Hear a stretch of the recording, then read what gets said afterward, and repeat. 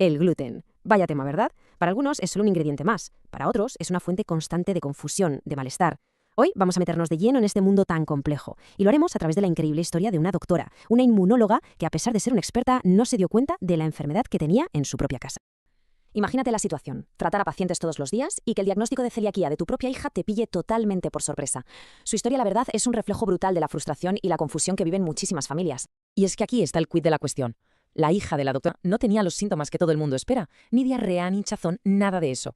Lo que tenía era irritabilidad, y lo que de verdad hizo saltar las alarmas del pediatra es que no había crecido ni un centímetro en todo un año. Esto es el ejemplo perfecto de lo increíblemente difícil que puede ser identificar esta enfermedad. Es que el viaje personal de la doctora es alucinante. Llevaba años normalizando sus propios problemas de salud, migrañas, problemas digestivos e incluso una sacroileitis erosiva tan grave que había días que casi no podía ni caminar. Fue el diagnóstico de su hija lo que, por fin, la empujó a hacerse la prueba ella misma, y el resultado fue una transformación total para las dos. Su enfermedad autoinmune tan grave remitió por completo, y su hija por fin empezó a crecer con normalidad. Claro, toda esta historia nos lleva a una pregunta clave, porque, ojo, no toda reacción al gluten es celiaquía. Para entender de verdad el problema, es fundamental que sepamos diferenciar las tres condiciones principales que existen. A ver, esta tabla lo deja todo bastante claro. Por un lado, la celiaquía, una reacción autoinmune que, y esto es clave, daña el intestino. Luego está la sensibilidad al gluten, que provoca síntomas parecidos pero sin ese daño en el intestino. Y por último, la alergia al trigo, que es una respuesta alérgica del libro de las de toda la vida, inmediata y mediada por anticuerpos Ig. Son tres mecanismos, tres condiciones totalmente distintas. Venga, vamos a centrarnos un poco en la celiaquía. Es una enfermedad autoinmune, que no es lo mismo que una intolerancia. Y aquí hay un punto que la doctora Ventosa recalca muchísimo. No existen los grados de celiaquía. O sea, o se es celíaco o no se es. No hay término medio. La más mínima migaja de gluten puede poner en marcha toda la respuesta inmunitaria y provocar el daño intestinal. Y ahora la sensibilidad al gluten no celíaca. En este caso, todas las pruebas de celiaquía dan negativo. Por eso se le llama un diagnóstico de exclusión. O sea, que se llega a él después de haber descartado la celiaquía y la alergia. Además, los síntomas podrían no estar causados solo por el gluten, sino por otros componentes del trigo. Es un campo más complejo. Y por último, la alergia al trigo. Y esto ya es otra liga. La reacción es inmediata y puede llegar a ser gravísima, incluso mortal. Aquí no hablamos de una digestión lenta o una inflamación crónica. Hablamos del sistema inmune reaccionando de forma explosiva a una proteína del trigo, que por cierto no tiene por qué ser solo el gluten. Vale, una vez que entendemos las diferencias, vamos a lo práctico. Si hay sospechas, ¿cómo se confirma que es celiaquía? Porque el proceso, el cómo se hacen las cosas, aquí es absolutamente clave. Esa es la pregunta del millón, ¿verdad? Por suerte, la medicina tiene un camino muy bien definido para llegar a una conclusión clara y sobre todo definitiva. Pues mira, el proceso es muy metódico. Lo primero, un análisis de sangre, para buscar unos anticuerpos muy específicos, los famosos antitransglutaminasa. Si dan positivo, se suele pasar a una prueba genética. Para ser celíaco es indispensable tener el gen DQ2 o el DQ8. Pero el paso final, el que lo confirma todo, sin dejar lugar a dudas, es la biopsia intestinal.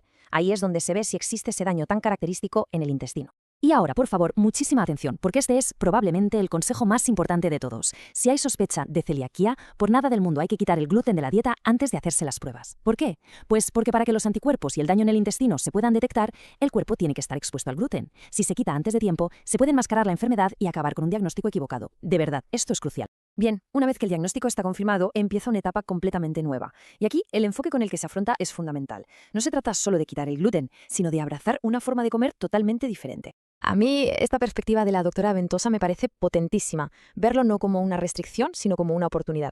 Es como el empujón definitivo que algunas personas necesitan para dejar los ultraprocesados y empezar a centrarse en la comida real, en la de verdad.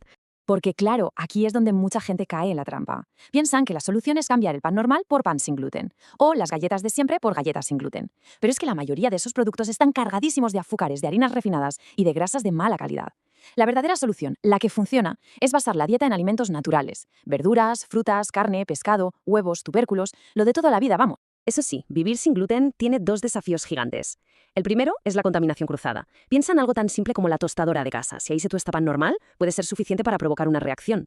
Y el segundo es el gluten oculto, que se usa en un montón de productos que ni te imaginas, como embutidos, salsas o sopas. Esto exige estar alerta constantemente. Y con todo esto llegamos ya al mensaje final, al cierre. Y es fundamental dejar una cosa meridianamente clara. Para las personas que de verdad lo necesitan, quitar el gluten no es una moda ni una elección de estilo de vida. Es una necesidad médica. 80%. Quedémonos con esa cifra un momento. 80%. Es un número impactante y nos lleva directamente al corazón de todo este problema. Pues sí, es una auténtica barbaridad. La inmensa mayoría de las personas celíacas no lo saben. Viven con migrañas, problemas de fertilidad, anemia, una fatiga que no se va con nada, dolores en las articulaciones y no tienen ni idea de que la causa de todo eso podría estar literalmente en su plato de comida. Es una epidemia silenciosa. Esta frase de la doctora Ventosa, la verdad es que lo resume absolutamente todo. Aunque la popularidad de las dietas sin gluten ha hecho que parezca una moda, para quienes de verdad tienen celiaquía o una sensibilidad severa, no tiene nada que ver con eso. Es la diferencia entre estar enfermo y recuperar el control de tu salud, y en definitiva de tu vida. Así que terminamos con esta pregunta, que se queda en el aire. Normalizar el sentirse mal nunca es la solución. Si hay síntomas que persisten, que no se van, que no tienen una explicación clara, quizás, solo quizás, sea el momento de empezar a buscar respuestas. Porque escuchar al propio cuerpo es, sin ninguna duda, el primer y más importante paso para recuperar el bienestar.